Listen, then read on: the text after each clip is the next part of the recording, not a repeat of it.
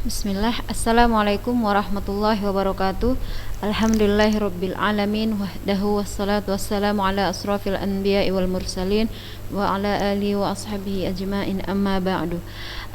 Alhamdulillah, tidak bosan-bosan kita mengucapkan syukur kehadirat Allah Subhanahu wa taala. Pada pagi hari ini kita masih diberikan kesempatan untuk bisa bertemu kembali dengan kegiatan daring kita ya.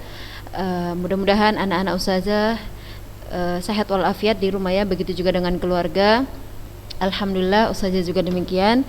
Kita tidak bosan-bosannya berdoa, memohon, bersimpuh kepada Allah Subhanahu wa taala agar segera mencabut musibah yang sedang melanda dunia sekarang ini, agar kiranya kita bisa bertemu, bertatap muka kembali, belajar seperti sedia kala. Allahumma amin.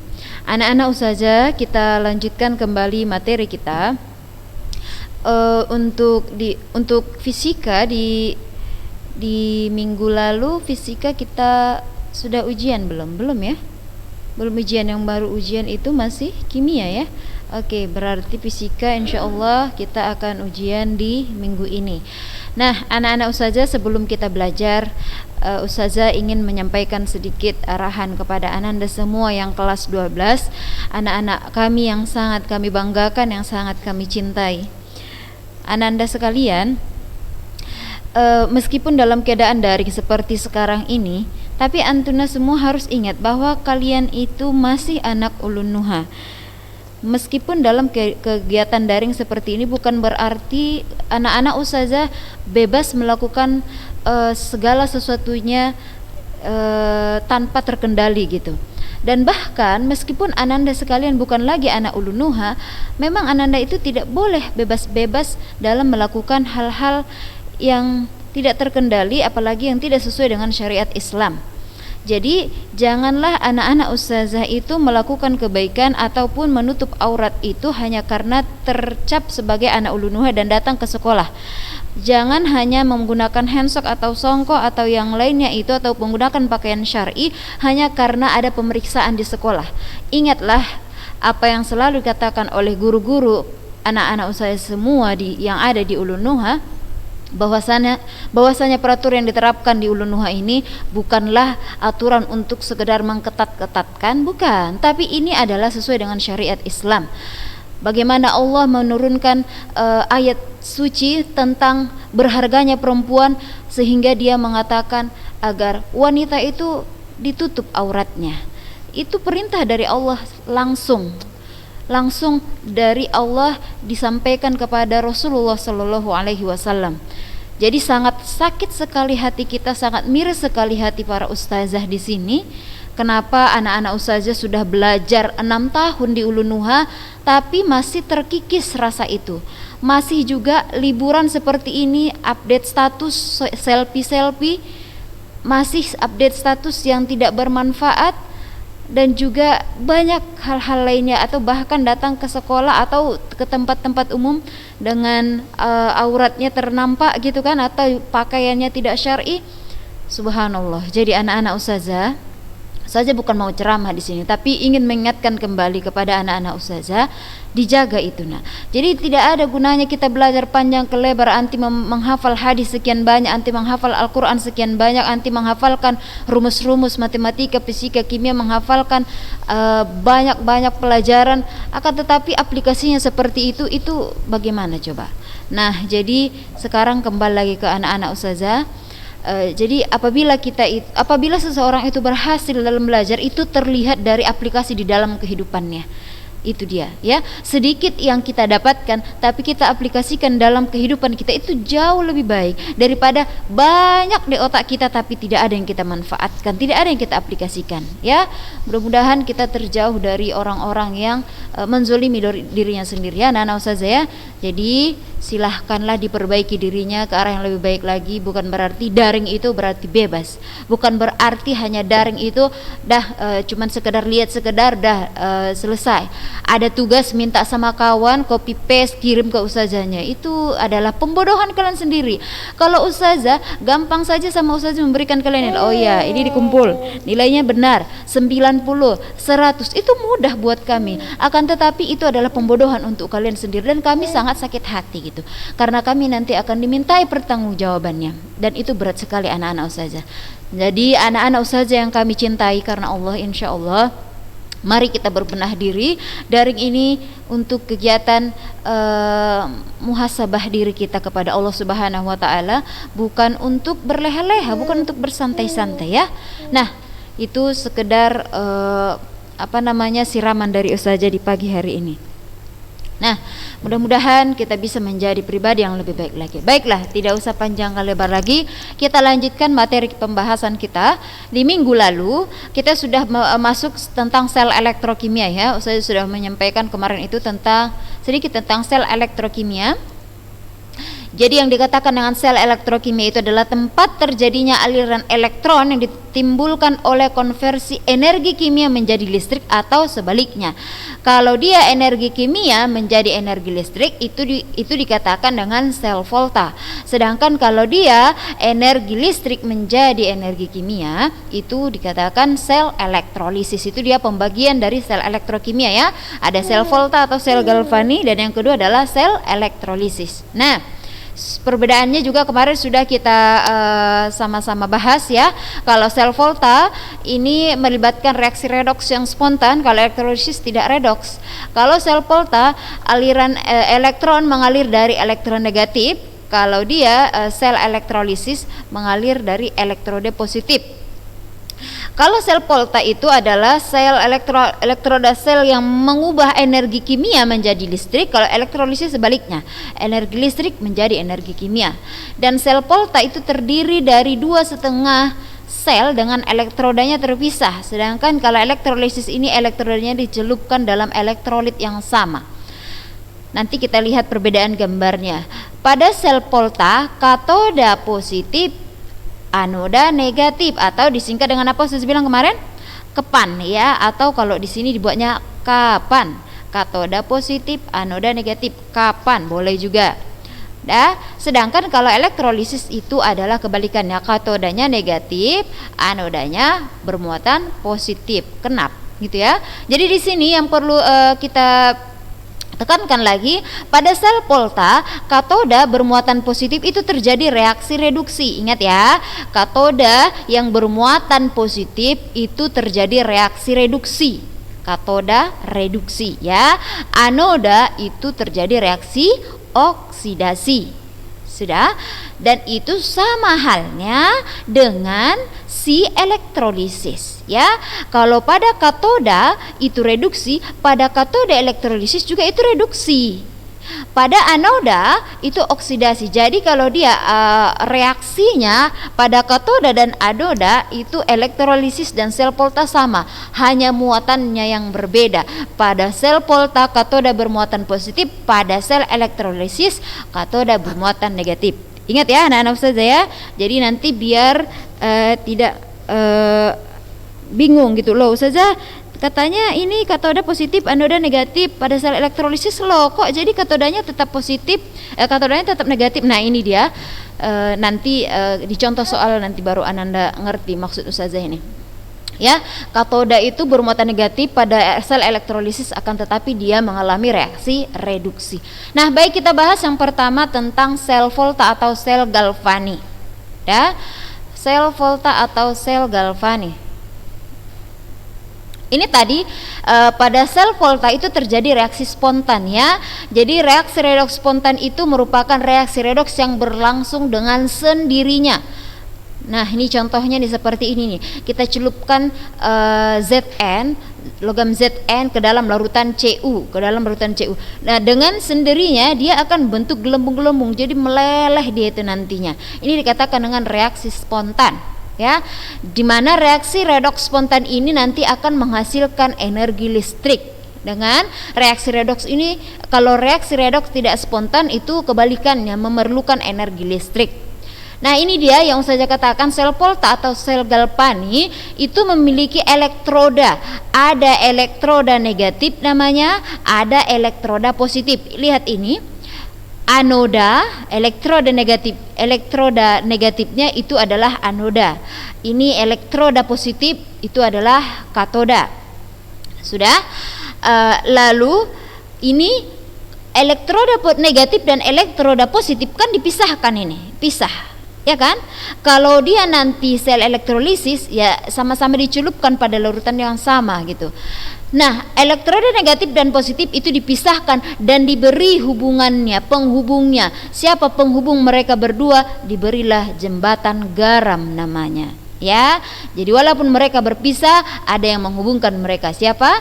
Jembatan garam. Apa itu jembatan garam? Ya, jembatan penghubung antara anoda dan katoda pada sel Volta. Nanti ada cara penulisan diagram selnya. Nah, ini dia. Jadi untuk menuliskan ini kan ya payah ini. Kita kan mau menghitung berapa potensial selnya gitu, berapa potensial sel. Dan ingat ya, kalau dikatakan di sini sel bukan berarti sel pada manusia, sel-sel kita yang pada tubuh, bukan ya. Jadi di sini ini namanya sel gitu ya, sel Volta gitu.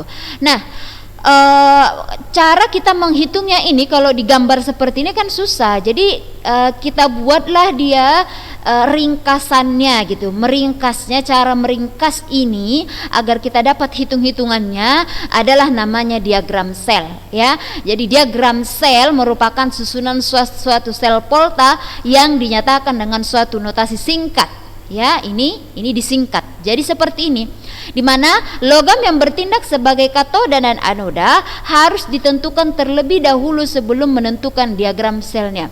Nah, jadi kita harus tahu dulu anodanya mana, katodanya mana, gitu kan? Nah, berdasarkan ini, perhatikan ya, gambar sel Volta ini kan terdiri dari Zn, anodanya Zn minus, katodanya Cu positif. Ya kan, larutannya adalah ZnSO4 dan CuSO4. Ingat ya, apabila anodanya Zn berarti larutannya harus ada Zn-nya. Apabila katodanya Cu berarti larutannya harus ada Cu-nya gitu. Jadi kalau misalnya ada soal nanti di sini Zn, lalu di sini buatnya CuSO4, di sini Cu, di sini ZnSO4, itu salah ya, itu tidak benar. Nah, jadi kita harus membuat dulu reaksinya. Kita buat dulu reaksinya ya. Tadi Ustaz bilang Zn negatif, Cu positif gitu kan. Nah, Cu itu kan dia ada di golongan 2 pada golongan transisi. Cu 2 positif ya. Kalau kita lihat di sistem periodik unsur, udah. Zn. Nah, biar Ustazah tuliskan.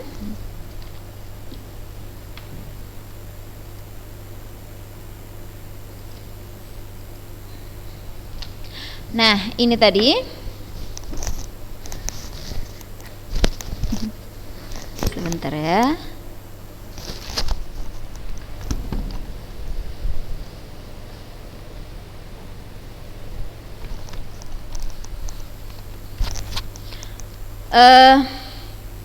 Mana tadi?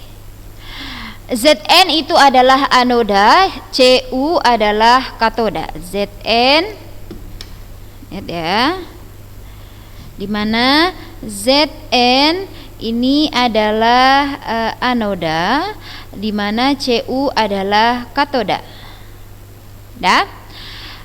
Kita ketahui bahwasanya tadi pada anoda ini terjadi reaksi oksidasi, ya kan? Pada katoda itu terjadi reaksi reduksi, gitu saya bilang tadi ya. Nah, jadi kita buatlah dulu persamaannya. Kita tahu kalau Zn itu nanti adalah Zn2+, Cu itu adalah Cu2 ya.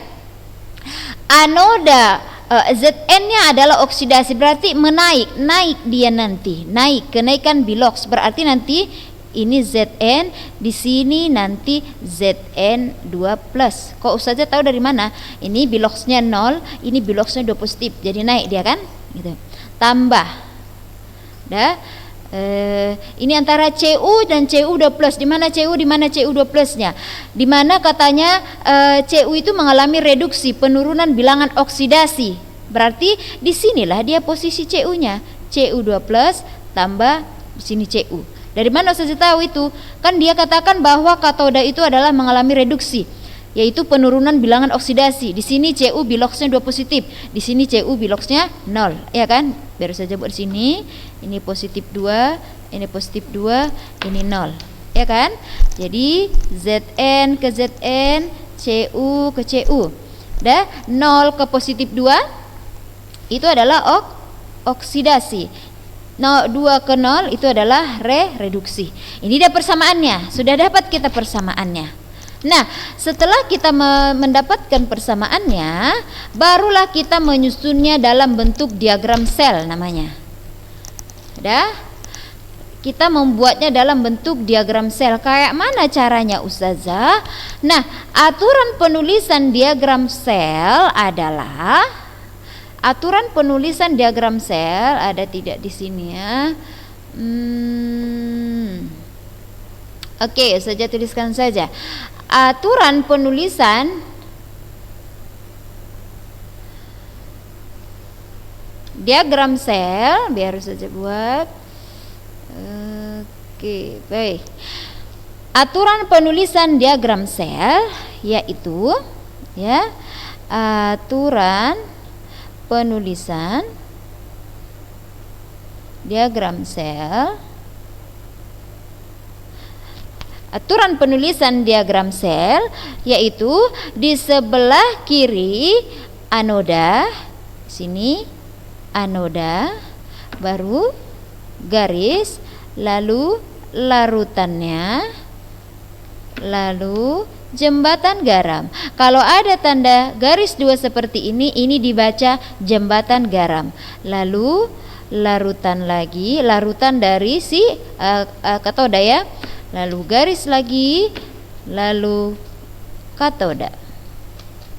Nah, larutan, maksud larutan di sini adalah yang ada plus-plusnya ini, yang ini ya, ini maksud larutannya ya. Jadi kalau misalnya buatlah dulu diagram sel dari persamaan ini katanya. Jadi ingat tadi anoda itu adalah oksidasi ya, ini si oksi, ini anoda, ini katoda. Sudah. Jadi kita cara menuliskan diagram selnya adalah siapa tadi si anodanya? Anoda adalah si Zn. Berarti Zn, lalu larutan si Zn yaitu Zn2+, jembatan garam, lalu larutan si katoda siapa? Cu2+ garis Cu. Nah, beginilah dia diagram sel dari reaksi yang ini ya. Baik, itu dia aturan pembuatan diagram sel. Kita buat contoh lain.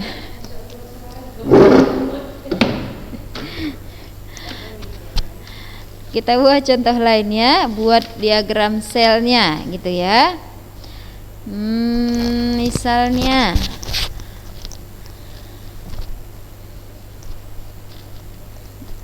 kita buat misalnya di sini ada Fe dan Mn.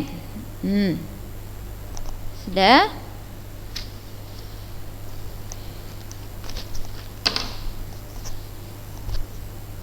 Ada Fe dan Mn misalnya, di mana persamaannya adalah Fe3+ tambah 3 elektron minus menghasilkan Fe. Sudah. Lalu Mn menghasilkan Mn2+ tambah 2 elektron negatif. Itu misalnya ya. Tapi ini harus penyetaraan nanti. Kita cari yang sama aja. Oke, ini yang sama. Kita cari dulu yang sama. Ini dia misalnya Be2+ tambah 2 elektron negatif menghasilkan Be. Lalu Ni menghasilkan Ni2+ tambah 2 elektron negatif. Ini kan sama dia ya. Elektronnya sudah sama, itu maksudnya. Jadi mana di sini oksidasi, mana reduksi? Di sini 2+. Biloxnya 2+, di sini biloxnya 0, berarti 2 ke 0. Ini adalah reduksi. Ingat tadi yang mengalami reduksi itu adalah siapa? Si katoda ya. Katoda. Lalu Ni 0, 2+, 0 ke 2+, berarti oksidasi atau mengalami anoda ya, yang mengalami anoda. Buatlah diagram selnya katanya. Ingat tadi cara penulisan diagram sel adalah anoda, larutan, jembatan garam, lalu larutan, baru katoda, ya kan? Siapa anodanya? Si Ni. Maka Ni garis larutannya Ni2+, jembatan garam, lalu si Be2+, lalu si katoda yaitu Be gitu. Nah, gampang ya. Begitu dia cara membuat diagram sel. Oke, kita lanjutkan. Sekarang kita mau masuk ke perhitungannya, yaitu potensial sel. Bentar ya. Potensial elektroda dan potensial sel. Ya. Potensial elektroda itu merupakan potensial listrik pada permukaan elektroda. Ini masuklah kita perhitungan kayak fisika lah ini ya, tapi ini yang lebih gampang lah pastinya. Cuman kurang-kurang aja, tambah-tambah kurang-kurang gitu. Potensial elektroda itu bisa kita cari dengan menghitung, dengan menentukan harga potensial sel dalam suatu sel volta, yaitu menggunakan persamaan E0 sel. E0 sel sama dengan E0 katoda dikurang E0 anoda, atau boleh juga kita rumus lainnya E0 reduksi kurang E0 oksidasi, boleh juga. Pokoknya untuk mencari E0 sel itu yang positif dikurangi yang negatifnya. Jadi kita boleh nih, biar gampang cara mengingat rumus potensial selnya. Ya, cara gampangnya nih ya, untuk potensial sel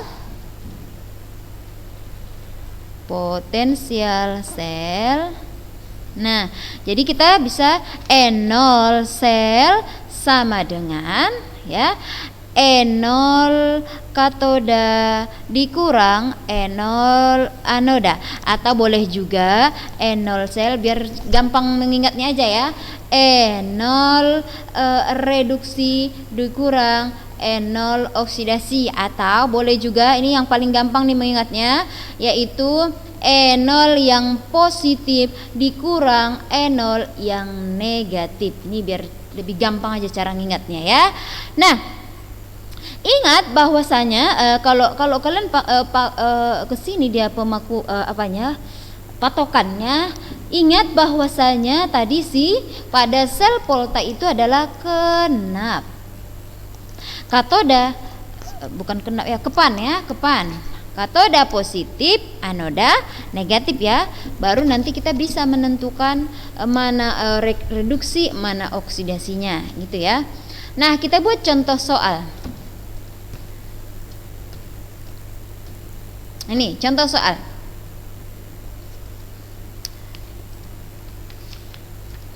Contoh, perhatikan. Diketahui potensial sel sebagai berikut. Dah, ada dua persamaan dibuatnya, yaitu CD2+ tambah 2 elektron negatif menghasilkan CD. Ya. Lalu Cu2+ tambah 2 elektron negatif menghasilkan Cu. E0 nya adalah positif 0,34. CD itu E0 nya minus 0,40. Lalu si Cu itu E0 nya adalah 0,34. Pertanyaan pertama, tuliskanlah diagram sel volta yang dapat disusun dari kedua elektroda tersebut. Diagram selnya yang dia minta. Yang kedua, tuliskan reaksi selnya. Yang ketiga, tentukan potensial standarnya, mencari potensial standar. Jadi yang pertama sekali yang kita lakukan adalah cari dulu diagram sel voltanya. Oke, baik. Kayak mana caranya Ustazah? Nah, Lihat di sini. Berdasarkan data potensial tersebut, potensial CD lebih kecil dibandingkan dengan potensial CU. Ya kan? Jadi yang lebih positif di sini si CU kan? Nah, siapa yang lebih positif? Itu biasanya adalah si reduksi. Dah? Jadi dibandingkan potensial reduksi, sehingga logam CD terletak di sebelah kiri logam CU dalam deret volta. Mana deret volta nanti kita tunjukkan ya. Dengan demikian CD bertindak sebagai anoda dan CU bertindak sebagai katoda. Jadi langkah pertama yang harus anak-anak ustazah lihat adalah mana yang lebih besar ya, mana yang lebih besar nilai potensial selnya. Yang lebih besar antara dua ini adalah yang lebih positif maksudnya ya. Yang lebih positif adalah si CU kan, positif 0,34, berarti si CU lah si katodanya. Biar saja tuliskan dulu. Tadi persamaannya di sini adalah CD 2 plus tambah 2 elektron negatif menghasilkan CD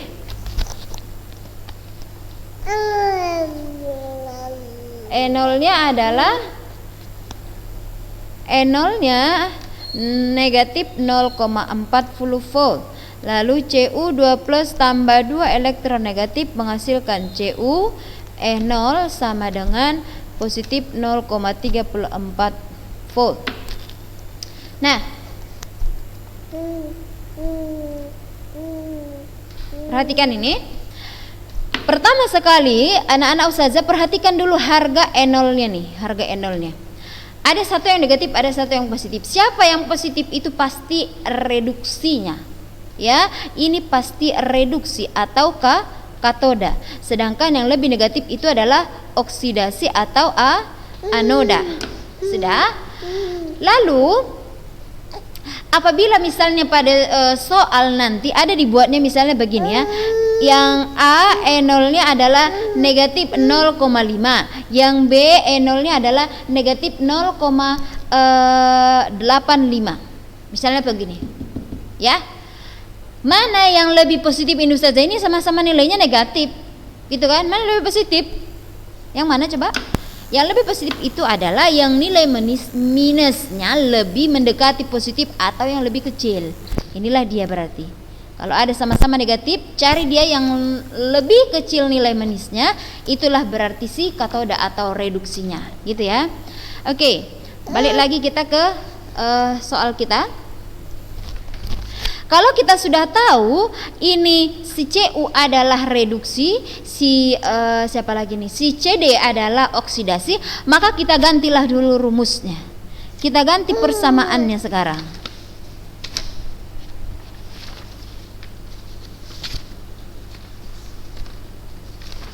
Ya, kita ganti persamaannya. Oke.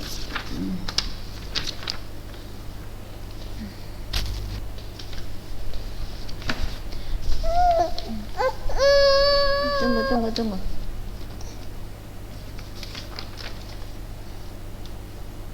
Nah, lihat mana tadi? Oke, baiklah. Tadi CD adalah oksidasi. Ini udah betul nggak CD ini oksidasi nih? Di sini CD biloxnya positif 2, di sini CD 0. Berarti itu masih reaksi reduksi kan? Nah, berarti gantilah posisinya.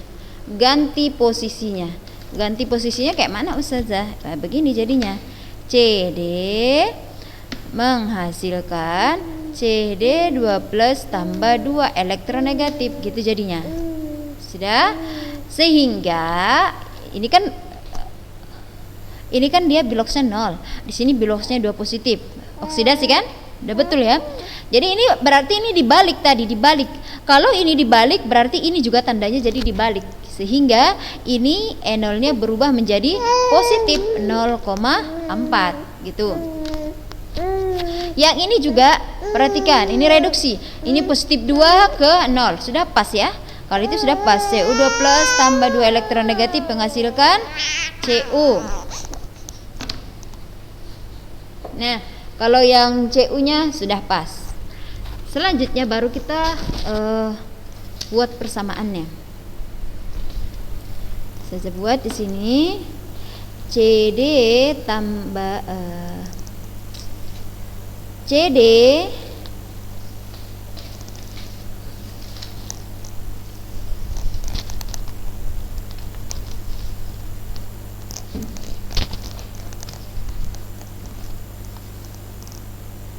CD menghasilkan CD2 plus tambah 2 elektron negatif. Cu2 plus tambah 2 elektron negatif menghasilkan Cu. Ini adalah anoda, ini katoda ya. Sudah? Ini kan sama-sama mati nih ya. Mati ya. Elektronnya mati. Di sini tadi E0-nya sudah berubah menjadi positif 0,40. Ini E0-nya sebesar positif 0,34. Udah? Sehingga ini kita turunkan CD tambah Cu2 plus menghasilkan CD2 plus tambah Cu. Itu reaksinya ya. Sedangkan E0-nya adalah, ya udah tambahkan aja nih, 470, 0,74. Inilah dia untuk jawaban yang pertama. Lalu katanya buatlah diagram selnya. Diagram sel tadi cara penulisannya adalah anoda, lalu larutannya jembatan garam, larutan, lalu ke katoda. Nah, udah tahu kita tadi si anoda. Anodanya adalah CD. Udah? Berarti CD, larutannya apa? CD2 plus. Jembatan garam, lalu larutan si katoda Cu2 plus. Cu2 plus. Lalu si katodanya adalah siapa? Katodanya adalah si Cu. Ini dia diagram selnya. Maaf ya kalau tulisannya agak kurang cantik. Ini lagi menggendong adanya nih. Baik, pertanyaan terakhir, tentukanlah E0 selnya katanya kan. E0 sel tadi cara gampangnya kita E0 yang positif dikurang E0 yang negatif, ya kan? E0 yang positif dikurang yang negatif. Jangan ini kurangkan ya, jangan. Ini kan udah kita ubah tadi. Balik ke soal tadi, balik ke soal. Soalnya tadi ini. Ya. Soalnya tadi ini E0 yang minus 0,4 dan minus 0,34, ya kan? Jadi E0 yang positif dikurang E0 yang negatif. E0 sel sama dengan E0 yang positif tadi adalah positif 0,34 dikurang negatif 0,40, maka E0 selnya sama dengan negatif jumpa negatif jadi positif 0,34 ditambah 0,40, hasilnya adalah 0,74. E0 sel dan juga ini hasilnya harus sama. Kalau sama dua-duanya berarti jawaban anti nanti benar. Begitu ya Nana Ustazah. Demikian, barakallahu fikun. Insyaallah nanti Ustazah kasih tugas untuk anak-anak Ustazah. Jika ada pertanyaan silahkan ditanyakan. Kita tutup dengan doa kafaratul majlis. Subhanakallahumma wabihamdik, asyhadu an la ilaha illa anta, astaghfiruka wa atubu ilaik. Assalamualaikum warahmatullahi wabarakatuh.